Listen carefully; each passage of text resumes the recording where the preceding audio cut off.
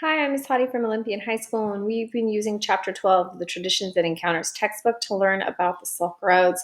I realized in the last video I made you guys that I didn't show you a map, even though I described the length and the different cities along the Silk Road. So here you can see it's starting over here. So if we remember our directions, this way is west, this way is east, this way is north, this way is south. So remember it goes wee instead of ew.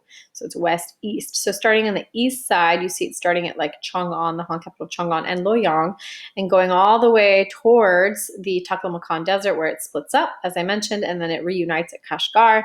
And then from there, it's going towards Taxila. One road goes towards Taxila, the other road goes towards Eurasia, going towards the Mediterranean. So from there, going to Antioch, and then to Tyre, which is in Lebanon.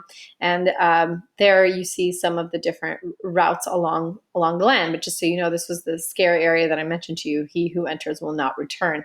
And then here are some of the sea routes that I mentioned.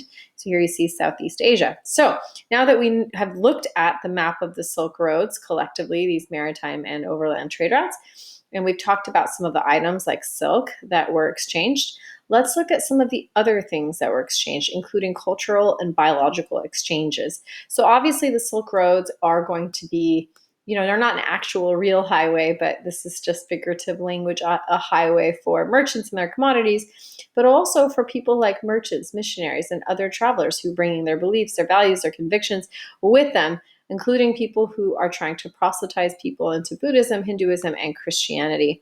And then later, some scary invisible travelers, disease pathogens that are going to touch off these epidemics that will kill many people, especially in China and the Mediterranean basin, but also in other parts of Eurasia.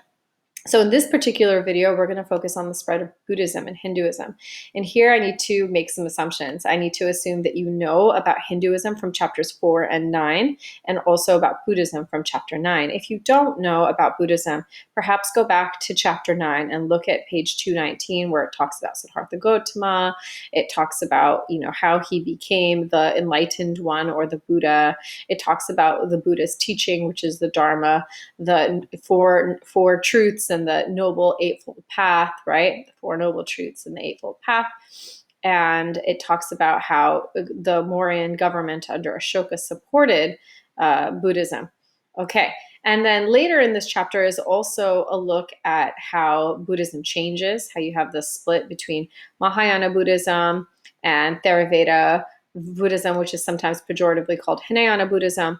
It also tells you how Hinduism changed. Remember, Hinduism changed. They started to have more figures that were emphasizing Vishnu, the god Vishnu, how it comes to be seen that doing your caste duty or your dharma is a path towards salvation. So you kind of need to know about Buddhism and Hinduism. If you don't know, you should go back and relearn about them. You should also know the differences between them. For example, Buddhism does not believe in caste system, whereas Hinduism does. You need to know about this, and you need to know that the religion of Hinduism was supported by the Guptas, whereas Buddhism was supported by the earlier Mauryan dynasty. So you got to know these basics, and you have to know that obviously both religions came from India. That will make more sense for when I talk about them spreading. You're like, spreading from where? Sometimes students mistakenly think that Buddhism comes from China. No, it originally started in India, which is a part of Asia, South Asia. So this is telling you that by the 3rd century BCE, so that's the 200s CE, Buddhism became very popular, very well established in northern India, largely because of the imperial sponsorship or support of the ruler Ashoka, who was the most important ruler of the Mauryan dynasty. And he's going to help it spread to Bactria and Ceylon. And then as Buddhists travel, the fact that they're observing their faith is going to make other people curious about their faith. They're going to teach people about their faith. And then it's also going to spread very, very much along the Silk Roads. In fact, it's the principal religion of the Silk Roads until the year 1000 CE. So between 200 BCE and 1000 CE, it is the most prominent faith on the Silk Roads, especially in the oasis towns. So the oasis towns like Merv, Bukhara, Samarkand, Kashgar, Khotan, Kukaturpan, Dunhuang, especially Dunhuang. I showed you that map earlier, and where the Taklamakan Desert, that area of Central Asia, that area of the Silk Roads, that's an area where we're going to see a lot of people staying at monasteries that were built by Buddhists along the Silk Roads, and there they're going to be exposed to Buddhist ideas. And so the oasis towns actually became very cosmopolitan, meaning there's people from all over, at least that part of the world, who are there speaking different languages, having different faiths, and they're going to be exposed to Buddhism and adopting Buddhism. Because they're getting their rest, their lodging at these monasteries along the way on the Silk Roads. Okay, so spend some time and learn about the spread of Buddhism to Central Asia in these oasis towns. So here you can see it spreading to Central Asia. Nomadic people often visited the oasis towns to trade their items for things like grains and manufactured goods, and they responded positively to Buddhism and helped spread the Buddhist faith by the 4th century CE. So that's the 300s CE after zero. Then we'll talk about Buddhism being established in China. So Buddhism, again, did not originate or come from China.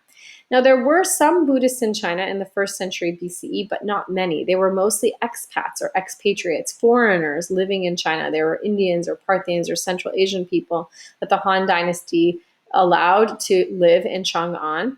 And again, they were largely expats, expatriates. Most Chinese people were not that interested in Buddhism, but many of these foreigners built monasteries here. And starting in the 5th century CE, so that's the 400 CE, Chinese people began to really enthusiastically respond to Buddhism, and it's going to become one of the most important and popular faiths in all of East Asia, including in Japan and in Korea. So that's how it spreads to East Asia or China.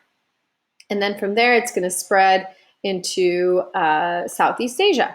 But there, it's mostly being spread along the sea routes, the sea lanes of the Silk Roads. Merchant mariners who are traveling between India and South Asia, going back and forth. And so we're going to start to see signs of South Asian or Indian influence. So for example, in some parts of Southeast Asia, like Java, Sumatra, and the other Malay islands, Vietnam, Cambodia, these Southeast Asian people start calling themselves Rajas. But Raja is a Sanskrit word. It comes from India. So the fact that they're using an Indian word to describe themselves and they're adopting Sanskrit, which is an Indian language, as a means of written communication, shows us that Indian cultural traditions are diffusing or spreading to Southeast Asia.